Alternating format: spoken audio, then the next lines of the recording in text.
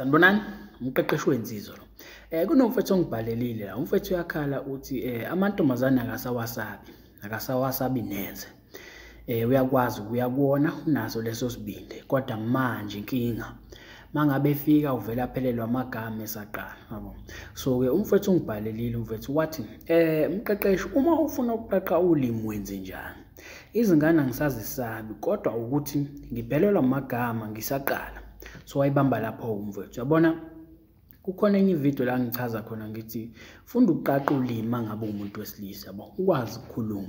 So ke ngiyabona mfethu ukuthi leyo video shothi akayibukanga kahle, yabo, ngoba lapho ngisuke ngichaza mfethu ngithi mangithi qaqa ulimi kahle kahle ngisuke ngithi kuwena khuluma nanoma ubani, especially kumuntu ongamjwayele. Khulumisa ugogo, khulumisa umkhulu, khulumisa ubaba, khulumisa umama ongamazi, khulumisa umjito ongamazi, khulumisa ithekeni ongayazi, khuluma nanoma ubani ongamjwayele.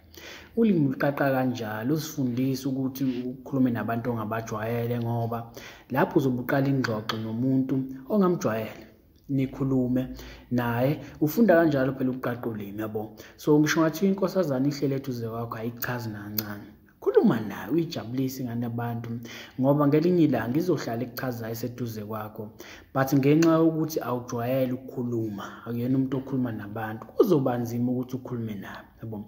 So ingakho ngithi kubalekile ukuthi uqaqa ulimi ukhulume nabantu, ukhulume nanoma ubani, ungakhethi abantu, yabo.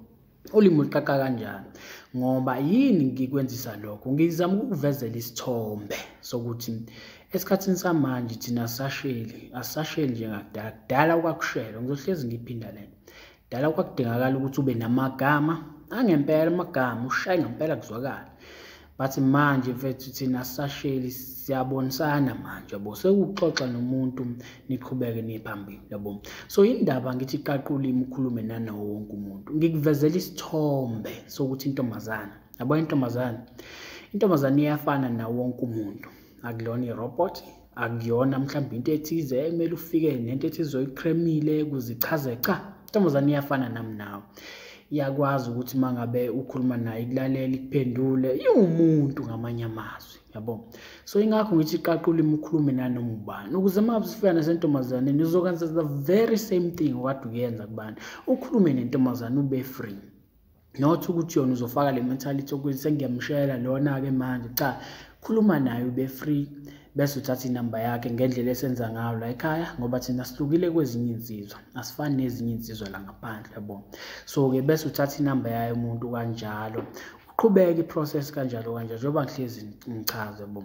Not ukuthi mase ufika entombazaneni ungaliqaqa ulimi, but uma usafika entombazaneni nalento ukuthi hayi lo sengiyamshela ke manje, cha, uzoba nenkinga.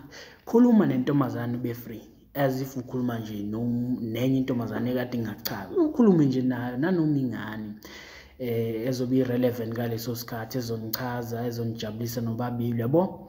Ungakufaki lento ekhanda ukuthi umuntu uyamshela, so mangabe umshela kumele uqhamuke namagama athi cha bakithi hayi ngeke. Thina esikhathini samanje asisasheli kanjalo, yabo. So iba free, khuluma nentombazane bese uthatha inamba yayo. Yazi mina inamba ngeke ngizithathe Thothi intombazana ayingichazi, but ngikhulume nayo ngiyithatha inamba yayo for fun, yabo. Ngisazitrain kwesinye isikhathi nami ngisuke ngisazitraina, sazama futhi ezinye indlela engizokwazi ukuthi ngikhombise zona ukuthi cha nansi enye indlela engcono, yabo. Kwesinye isikhathi ngiyithatha intombazana thothi ngichazile, but mhlawumbe thothi kuphela u3 months angizange ngiyithinte, sengikhohlile nokuthi ngithola inamba yentombazana. Mhlawumbe futhi ngize ngiyibone ngoba sekukhona engifuna ukumfonela, ngithi mangithi ngibone ngezansi Nonjabulo bani Ndlovu, cha-ke konje ubalo, yabo. Ngicabanga oh ile yangani, yabo, but ngeke ngizama ukuthinta phela sekuphela u3 months sekukhohliwe naye mina, sekomele ngiyichaze vela kunendaba, yabo. So ngiyidelete inamba yakhe. So ileyo nto nawe ngifuna ube kuleso simo esikanjalo, yabo. Ugcina inamba usuyithatha nje ungabi nendaba because vele into oyijwayele, yabo. So ileyo nto vele mayeqaqa ulimi ngisuke ngithi enza njalo, intombazane ungayi kuyona nale approach hayi lo ngiyamshela manje kumele ngifike namagama athi cha, qaqa ulimi, khuluma nawo wonke umuntu. Ngisho intombazane engachazi, khuluma nayo, khuluma nogogo, khuluma nomkhulu, ngisho ngathiwa ndaba. Funda uqala ingxoxo nabantu. Mase ufika intombazane echazayo, enza the very same thing okade uyenza kulabo abanye abantu. Khuluma njengenjwayelo intombazane iwumuntu njengabo bonke labantu ukhuluma nabo kade uqaqulile. Ngizama ukukuvezela leso sithombe ukuthi intombazane ayilona irobot, ayilona into ethize, angaze njani, iwumuntu bakithi yabo. So-ke wayibamba lapho mfethu koba lula ukhuluma nanoma ingane into kulula nje ukubreak i-ice. Awudingi ukuthi uqhamuke nehlaya mhlambe la Trevor Noah noma la bani somahlaya cha ila uzoyilahla khona-ke uma ngabe usufika nalowo mahlaya ngoba uzothi alishale lo hlaya enganeni ayilazokulazi futhi ayihlekisi gcina ingahleki bese uphatheka kabi yabo.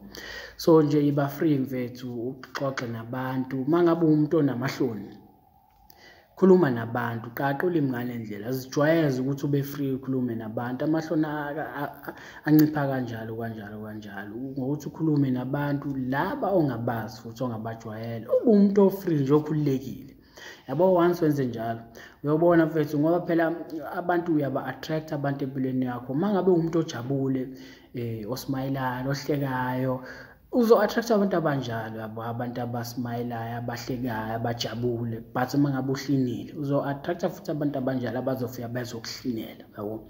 So nawe-ke ufuna ukuthi uzithole sesimeni esikanjalo uhlinile hleka nje nabantu ukhululeke yabo. So uma ngithi qaqula imkahlahle ngisuke ngithi yenze njalo yabo. So-ke angikholwa ukuthi mfethu kuzofika isimo la khona uthi hayi ngiphelelwa amagama maphi awukwazi ukukhuluma ngabe inkinga phela awukwazi ukukhuluma yabo, unless unaleyo nkinga ongakwazi ukukhuluma ngoba udinge amagama ukukhuluma nje nentombazane awudinge amagama brilliant lawa kudala esetshenziswa thina njengoba ngisho ukuthi asasheli siyabonisana manje nomuntu yabo, siyabonisana siqhubeke siphambili. So ngiyathemba ngizwa mfethu angifuni ubhekane nesimo ukuthi ngiphelelwa amagama maphona amagama kuphelelile maphona ngoba ukukhuluma nomuntu njengenjwayelo yabo thatha inamba yakhe kanjalo bese uyaqhubeka uye phambili yabo. So-ke mfethu ngiyathemba ukuthi uyawuzwa lo mlezo and le nkinga yakho yokuthi uphelelwa amagama ngiyacabanga ukuthi sizophela manje ngoba awudinge amagama akudala esetshenziswa njengoba ngisho ukuthi thina sesiyabonisana nomuntu asisamshayeli umuntu manje yabo. Sekulula ngendlela eyisimanga but kumele ube aware ngalezi zinto ezenzeka manje ngoba kuthetha amantombazane afunda ama-magazines, afunda ama-newspaper, afunda ama-articles, afunda amabhuku othando. So nawe kubalulekile wazi indlela okwenziwa ngayo esikhathini samanje ngoba uzosala sho mfethu.